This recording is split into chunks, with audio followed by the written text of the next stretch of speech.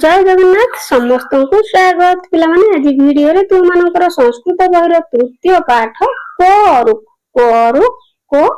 अर्थात किए निरोग ए चैप्टर टी हम पूर्व वीडियो रे पढ़िथिले बुझिथिले आज एहार प्रश्न गुडी को आलोचना करनेबा। एक नंबर एक पदन उत्तर लिखत गोटी गोटी पद मध्य उत्तर लिखिबा। क सुक रूपं कह द्रुतवान सुआ रूप किए धरिथिले उत्तर धन्वंतरी ही लिखिबो धन्वंतरी ही। नेक्स्ट धन्वंतरी ही सुकः पुत्र उभयस्य ध्वनि अकरोत् तो धन्वंतरी सुआ रूप धरी केउठारे कोन करूथिले बसिकी ध्वनि अकरोत् अर्थात ध्वनि करूथिले बा शब्द करूथिले उत्तर वृक्षे लिखिबो वृक्षे। तो एमती तुम माने संस्कृत रे लिखिबो हला संस्कृत उच्चारण किंतु ओडिया रे लिखिबो। नेक्स्ट गरे अन्ते सुकः कस्यः आश्रमस्य समीपं गतवान अन्ते अर्थात शेष रे सुआ कहार आश्रम निकट को गले उत्तर बाघभटस्य लिखिबो बाघ भटस्य। नेक्स्ट ऋतवः कति सन्ति ऋतु माने केतोटी अछंती उत्तर शॉर्ट माने 6टी हैला। नेक्स्ट बाघभटस्य सुकस्य रहस्यं केभ्यः उक्तवान तो बाघभट सुआर रहस्य काहाकु कहिले उत्तर छात्रेभ्यः अर्थात तांको शिष्य माननकु कोन करथिले कहिले। च कीदृश जलन स्नान कर्तव्यम किपरि जलरे स्नान करिबा उचित उत्तर स्वच्छ जलेन एभଳି भाବରେ उत्तर गुडी को लिखिबो। नेक्स्ट 2 नंबर कोष्ठकतः शुद्धं पदं चित्वा शून्य स्थान पूरयत तो कोठरी मध्यरु उपयुक्त ठीक शब्द गुडी को आनिकी शून्य स्थान पूरण करिबा। क डैश वैद्याः विभिन्नानां व्याधीनां शमनं कथं कुर्वन्ति डैश वैद्याः अर्थात एठी लिखिबो भारतीय बा भारत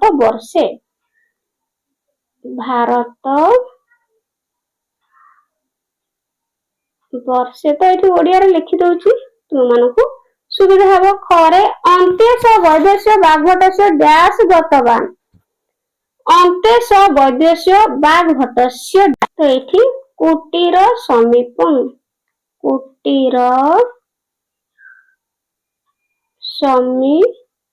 नेक्स्ट ग तव उत्कृष्टेन डैश अहम अतीव संतुष्ट अस्मि तव उत्कृष्टेन आयुर्वेद ज्ञानेन एठी अछि हैला आयुर्वेद ज्ञानेन एठी लिखिबो वेद ज्ञाने न तो एभଳି भाବରେ लिखिबो। नेक्स्ट घ महर्षेः डैश नाम भवन्तः श्रुतवन्तः स्यु तो एठारे महर्षेः चरकस्य एठी मध्ये चरकस्य अछि तो लिखिबो चरकस्य। नेक्स्ट लघु द्रव्याणि एठी लघु हबो लघु द्रव्याणि डैश सेवनेन हानि कराणि जायन्ते तो लघु द्रव्याणि एठी अछि अति मात्रं अत्यधिक अति मात्रं तो लघु द्रव्य गुडी को अधिक मात्रा रे खाइबा द्वारा कोन होइथाय स्वास्थ्य पई हानिकारक होइथाय। च डैश अनुसारं भोक्तव्यम डैश अनुसार अर्थात ऋतोः अनुसारं भोक्तव्यम ऋतु अनुसार समय अनुसार खाइबा उचित। नेक्स्ट 3 नंबर पूर्ण वाक्येन उत्तरं लिखत पूर्ण वाक्य संपूर्ण वाक्य उत्तर लिखिबा। क मधुरां वाणी श्रुत्वा चिकित्सा निरतः बाघभटः किम अकरोत् मधुरां वाणी श्रुत्वा मधुर वाणी बा कथा सुनी चिकित्सा निरतः चिकित्सारु विरत होइकी ବାଘଭଟ କି ନ କରତ, ବାଘଭଟ କଣ କଲେ? ମଧୁରାଂ ବାଣୀ ଶ୍ରୁତ୍ୱା ଚିକିତ୍ସା ନିରତଃ ବାଘଟଃ ପ୍ରାଙ୍ଗଣମ୍ ଆଗତେ ସର୍ବାସୁ ଦେଖିବ ଅବଶ୍ୟ, ସବୁ ଦିଗ ଆଡକୁ ଆସିକି ଦେଖିଲେ। ତ ଏମିତି ପିଲାମାନେ ତୁମେ ମାନେ ଲେଖିବ ହେଲା, ସଂସ୍କୃତ ଉଚ୍ଚାରଣ କିନ୍ତୁ ଓଡିଆରେ ଏମିତି ଉତ୍ତର ଗୁଡିକ ଦେବ। ନେକ୍ସଟ ଖରେ ବାଘଭଟ ଝଟିତି କି ନ କରତ, ବାଘଭଟ ଶୀଘ୍ର କଣ କଲେ?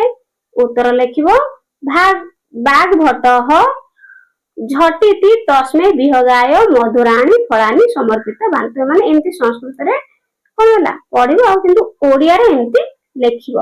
ଗରେ ଛାତ୍ରାହା ମୁନଃ ଜିଜ୍ଞାସୟା ଆଚାର୍ଯ୍ୟ କିମ୍ ଅପୃଚ୍ଛନ୍, ଉତ୍ତର ଛାତ୍ରାହା ପୁନଃ, ତ ଏଠି ମୁନଃ ପୁନଃ ପୁଣି ଥରେ ପୁନଃ ଜିଜ୍ଞାସୟା ଆଚାର୍ଯ୍ୟମ୍ ଅପୃଚ୍ଛନ୍ ଆଚାର୍ଯ୍ୟ ହିତବୁକ୍ ମିତବୁକ୍ ଆଉ ଋତବୁକ୍ ଇତି ଏତେଷାଂ କହ ଆଶୟଃ। ନେକ୍ସଟ କେ ଷଟ୍ ଋତବଃ ଭବନ୍ତି, ତ ଷଟ୍ ଋତୁ, ଛଅଟି ଋତୁ କେ ଲେଖିବ ଉତ୍ତର ଗ୍ରୀଷ୍ମ ବର୍ଷା ଶରତ ଶିଶିର ହେମନ୍ତଃ ବସନ୍ତଃ ଚେତି ଷଟ୍ ଋତବଃ ଭବନ୍ତି।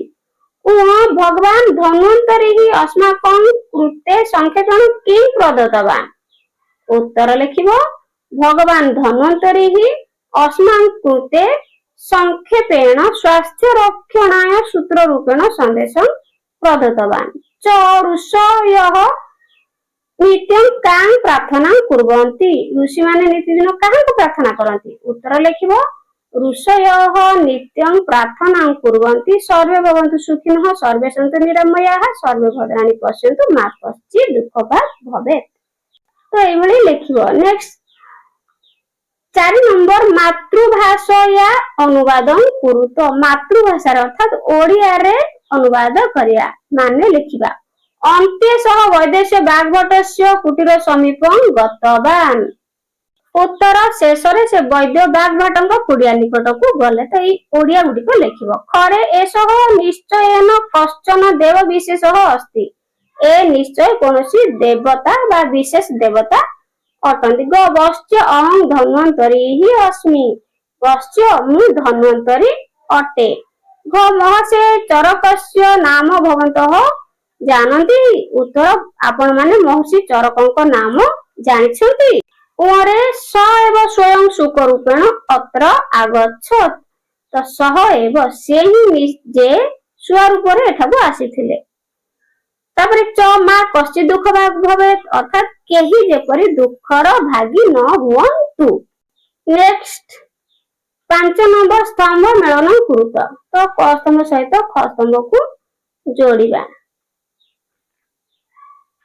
ବିଭିନ୍ନ ନାମ, ବିଭିନ୍ନ ନାମ ବ୍ୟାଧି ନାମ ଷଟ୍ ଋତବଃ ଶୁକଃ, ଏଠି ଶୁକଃ ଧନ୍ୱନ୍ତରି ସହିତ ପିଲାମାନେ ଯୋଡିଦେବ। ନେକ୍ସଟ ମଧୁରାଣୀ, ତ ମଧୁରାଣୀ ଫଳାନି। ନେକ୍ସଟ ଛାତ୍ରାଣାମ ଜିଜ୍ଞାସା, ତୁମେ ମାନେ ଏଇଭଳି ନିଜେ ସବୁ ଖାତାରେ ଯୋଡି ନେବ। 7 ନମ୍ବର ସଂସ୍କୃତ ଭାଷୟା ବାକ୍ୟାନି ରଚୟତ, ତ ପିଲାମାନେ ତୁମମାନଙ୍କର ବାକ୍ୟ ଗଠନ ସନ୍ଧି ବିଚ୍ଛେଦ ଏଗୁଡିକ ସବୁ ପରୀକ୍ଷାରେ ଆସିବ, ତେଣୁ ଭଲ ଭାବରେ ତୁମେ ମାନେ ମନେ ରଖିବ। ତ ବାକ୍ୟ ଫାଷ୍ଟ ଲେଖିବା ଇତି ମାନେ ବୋଲି ଚିନ୍ତିତବାନ ଚିନ୍ତା କଲେ, ଝଟିତି ମାନେ ଶୀଘ୍ର, ପୁନରପି ମାନେ ପୁଣି, ନାମ ମାନେ ନାମ, ଅପି ମାନେ କଣ ପିଲାମାନେ ମଧ୍ୟ। ତ ଏଇ ଶବ୍ଦ ଗୁଡିକର ଅର୍ଥ ମନେ ରଖିବା, ତାପରେ ବାକ୍ୟ ଗଠନ କରିବା। ପ୍ରଥମେ ଇତି ଲଗେଇକି ବାକ୍ୟ ଗଠନ କରିବା। ଇତି ମାନେ ବୋଲି, ତ ଲେଖିବ ବାକ୍ୟଟି କୋରୁକ୍ ଇତି ଧ୍ୱନି ଶ୍ରୁତବାନ୍, ବାଗ୍ଭଟଃ କୋରୁକ୍ ଇତି ଧ୍ୱନି ଶ୍ରୁତବାନ୍, ଅର୍ଥାତ୍ ବାଗ୍ଭଟ କିଏ ନିରୋଗ ବୋଲି କଣ ଧ୍ୱନି ଶୁଣିଲେ। ତାପରେ ଝଟିତି, ଝଟିତି ତ କଣ ଝଟିତି ମାନେ ଶୀଘ୍ର, ସହ ଝଟିତି ଫଳାନି ସମର୍ପିତବାନ୍, ସେ ଶୀଘ୍ର ଫଳ ସମର୍ପଣ କଲା। ତାପରେ ନାମ ମାନେ ନାମରେ, ତ ଏଠି ଲେଖିବ ତସ୍ୟ ନାମ ବାଗ୍ଭଟଃ अस्ति। ତୁମମାନଙ୍କୁ ପିଲାମାନେ ଏଠି କଣ ତୁମମାନଙ୍କୁ ଦେଇଥିବ ବାକ୍ୟ ଗଠନ କରିବା ପାଇଁ, କେବଳ ମନେକର ଦେଇଥିବ ନାମ, ତ ନାମ ଲଗେଇକି ବାକ୍ୟ ଗଠନ କରିବ। ତେଣୁ ତୁମେ ଏମିତି କରିବ, ଓଡିଆରେ ଲେଖିବ କିନ୍ତୁ ସଂସ୍କୃତ ଉଚ୍ଚାରଣ। ନେକ୍ସଟ ଚିନ୍ତିତବାନ, ତ ବାଗ୍ଭଟଃ ବିସ୍ମିତଃ ସନ୍ ଚିନ୍ତିତବାନ, ବାଗ୍ଭଟ ବିସ୍ମିତ ହୋଇ ଚିନ୍ତା କଲେ, ସନ୍ ମାନେ ହୋଇ। ପୁନରପି शुकः पुनरपि शब्दं करोत् शुआ पुणी शब्द कला। नेक्स्ट अपि अपि माने मन रखियो पिला माने मध्य शिक्षकः अपि बोधयति शिक्षक मध्य बुझेइले। नेक्स्ट 7 नंबर संधि कुरुत तो पिला माने एठी विच्छेद गुडी को अछि तो याकू संधि करिया पई कहछि तो बेले बेले संधि थिबो किंतु विच्छेद अलगा करिया को कुए किंतु एठी संधि करिवा पई ही कहछि विच्छेद अछि हमें संधि करिवा। तो देखो कस्य अपि तो संधि कले कोन होबो कस्यापि लिखिबो कस्यापि किंतु यदि संस्कृत रे लिखिबो केमति पिला माने लिखिबो एमति क तो संस्कृत रे लिखिले कस्यापि तुमे किंतु ओडिया रे लिखिबो हैला। नेक्स्ट तथा युक्त एव तो तथा एव तथैव गरे प्रातः उत्थाय तो याकू संधि कले हबो प्रातः रुत्थाय सकाळू उठिबा। नेक्स्ट घरे न आसीत तो एटा मध्ये इंपोर्टेंट पिला माने बहुत बहुत इंपोर्टेंट परीक्षा रे प्राय पड़े न आसीत नासीत। नेक्स्ट कह युक्त अर्थ तो एठी कह अ अछि हेकी खंड हिजबो होला तो एकु हबो को अर्थ एमति ते माने करबो होला। तापरे वयम युक्त अपि तो संधि कर देले हिजबो वयम अपि भलो भाबे पिला माने एगुडको सब संधि बिछा तो मने रखियो तो मानकर परीक्षा रे पड़िबो। नेक्स्ट 8 नंबर शुद्धम उत्तरम लिखत तो ऑप्शन गुडिका देछि सेठी मधुर ठीक उत्तरटी बाछि लिखिबा क भगवान धन्वंतरी कस्य रूपं कृतवान बकस्य सुकस्य काकस्य मधुरते तो सुकस्य। ख सुकः कीदृशं ध्वनिं अकरोत् मनुष्य ध्वनि रास ध्वनि व्याघ्र ध्वनि टिक ध्वनि तो यार उत्तर मनुष्य ध्वनि।